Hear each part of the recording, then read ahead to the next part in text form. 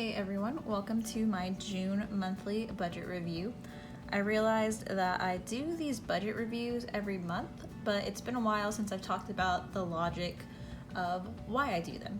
So I'm going to talk a little bit about that today.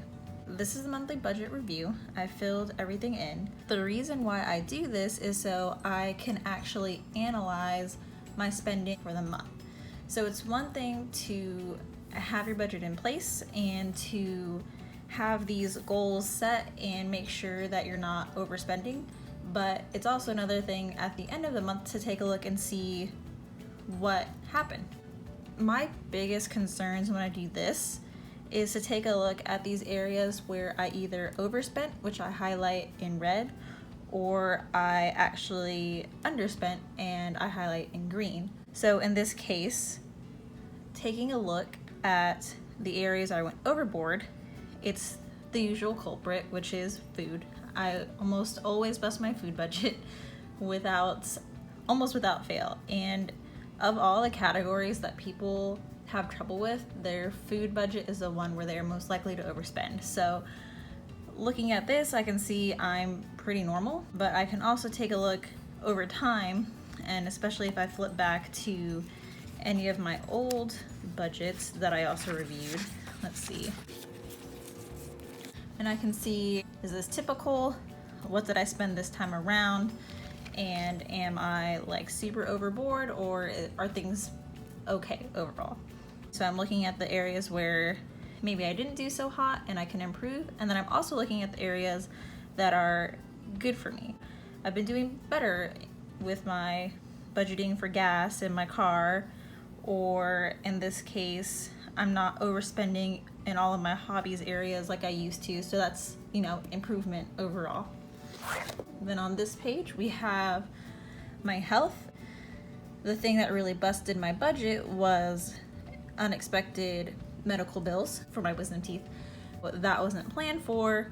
That's something that I might need to consider moving forward. Do I want to set aside money each month for these times I know medical bills come, or is it something that I'm just going to try to cash flow as they come up? And then down here, this was a business expense that I hadn't accounted for, but I had put aside money for other, and so it was over budget.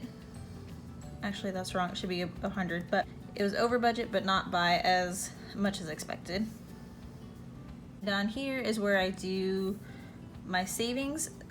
One thing to note, so how I'm tracking sinking funds, I have these little brackets, and so that's saying that came out of sinking funds that I had set aside.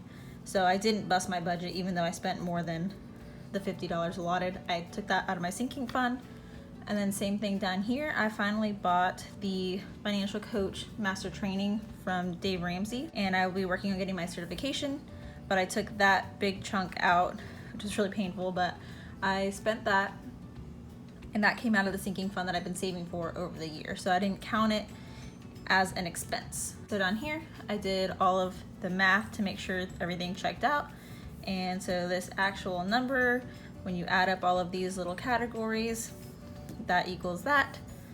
And that is also equal to the amount over here, my actual income. So everything checked out. So this was the basic info gathering, and then I do the analysis. My sinking fund analysis, I really like EveryDollar does this for me as well. It keeps track of it. This is more just for me seeing how I'm doing. And so as you can see, it's halfway through the year. A lot of these are about halfway, which is good. And then my miscellaneous ones like apartment or my gifts and stuff, those aren't as much of a concern just because those are things I build up perpetually. I had my apartment fund is complete, so good to go there. And then that certification fund is complete, and I put a check because I actually spent it. I bought it. And then here is the meat really of the budget review analysis. I track my income, but I'm not concerned. You see this and you're like, why did your income go down 20%? Well, that's because this month I had 4 paychecks, and the month before I had 5. So I had 1 less paycheck, and that's why that's reflecting there. But I'm not freaking out because my paychecks are really steady, and that's to be expected. But it is nice to look at my miscellaneous income and see that I sold things, or I had more income or more random credits come in. this month, which is, you know, never hurts. And so that actually offset a bit of that paycheck. It offset about 5%. I didn't add in the percent change here. It was gonna be like plus 2,600% or something. It wasn't useful. Down here, I have the income comparison percentage wise. Again, this may not be like super helpful because my last month is probably going to be less overall just because it's coming out of a larger number, if that makes sense, but it's still good to take a look. Basically, it comes down to this percentage change, and so I take a look and I see, is that reasonable amount? Okay, I know this is fine just because my actual housing costs didn't go up more than just a little bit more electricity because it's hot, it's summertime. And I know basically it's this number into this number versus this number into that number. So I'm not concerned there. Food, hit or miss, again, is probably about the same. I don't usually go over, I haven't gone over $500 a month yet, but that really does need to go down. So we are working on that in July and moving forward, especially given that I also want to work on my health. And that means eating out less because that will not help any of my other health and diet goals. Transportation, pretty normal. I had to do random car maintenance this month, but I also had the funds there, so no problem there. Here's a big difference. Like if I saw this 17% change, I'd be like, what is going on? Well, that's because I know last month I spent a ton because I had to buy a new cell phone and all the stuff that comes along with that. So that looks fine, and I'm glad that this percentage has gone down. Health, like I said, it went up a little bit this month, but also not very concerned just because I know those doctor bills. I know this July it's gonna go way up because it's gonna have practically probably $700 or $800 in this category rather than $300, so I'm prepared. Gift giving, my concern there is that I want to give more, and so having that percentage drop is not ideal, and that is something that I really can't address necessarily July just because the budget's really tight, but August and moving forward, and then hopefully by the end of the year I'm sitting at least 5 if not 10% of my income per month is what I would like to give. Insurance, nothing yet. The renewal is in September, so August it will skyrocket, and then September as well, just because that's when I'm doing my saving for it. I'm not too concerned there, and my savings, that's nice to see that number go up, but it's not a concern really either. And so all of this to say, so I'm kind of walking you through, this is what I'm doing, and this is my thought process as I am looking at this information, because tracking this information doesn't do much good if I don't actually try to understand what's going on and apply it. And so that's kind of what I do down here in my notes section. And so in my notes section, I kind of wrote what I was talking about, but food expenses are too high. And so I wrote down some ideas of how I can address that. So here I said meal prep at home, do 1 date meal per week instead of a lot of times it devolves into midweek. It can happen Saturday, sometimes twice on Saturday, and then even sometimes on Sunday. And so again, limiting that, and that would help a lot with my budget and with my health. And then I have create a grocery shopping list because I am the type that goes to the grocery store and I like to wander, and so actually writing it down keeps me more on track. So like I had mentioned before, with those unexpected, let's see up here, so my unexpected health expenses, I wrote maybe create a health sinking fund or cash flow for these unexpected medical expenses.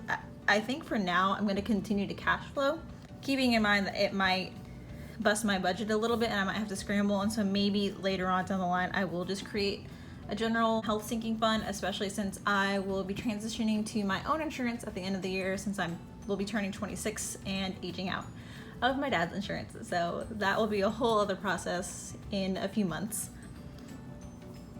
And then increase my giving. How can I go about doing that? And I wrote down find a church nearby that I like and tithe to them a certain amount weekly and monthly, and also consider other charities that I feel strongly about that I would like to put my money towards and help certain causes. And then I also just wrote planning ahead. So for July, cash flowing my wisdom teeth. That's happening in 3 days, so I'm a little bit nervous, but I'm sure it'll be fine. I might hold off my mid-month check-in if I can't talk, but I think I'll be okay. And then for August, I wrote down start the auto insurance fund, and then also I want to schedule an eye exam because it's been a long time, and I wrote that in so that when I do my budget, I remember to add it into the health, so I budget for it and don't need to move things around later. And then last but not least, I have been tracking my net worth, and I also highly recommend this. This is just a good way to stay motivated when you maybe feel like nothing's happening. This is big picture. I get this off of mint.com. I can run reports for a given time period, and so I ran it for June, and I ran it and compared it to what I had for May, and so that's where I made this comparison, and I can see it increased by this amount. It's probably going to go down next month because I bought that certification course right after, you know, I calculated this June 30th in the morning, and then I bought it June 30th like at midnight or something. So it's probably gonna go down, but I'm not too concerned just because, again, I see over time that it has been steadily tracking up. And the other thing too is that I know once I buy a house or anything like that, I will have a negative net worth. So right now I'm just going to enjoy having a positive net worth and having investments and getting my financial foundation in place for the future and for my other financial goals. And that is all I have for now. I think I just thought I would go a little more in depth this time on why I do this instead of just doing the budget review. The why of anything you do is very important, and I think that analyzing your budget after the fact is very helpful in addressing any concerns or any things you need to look at moving forward.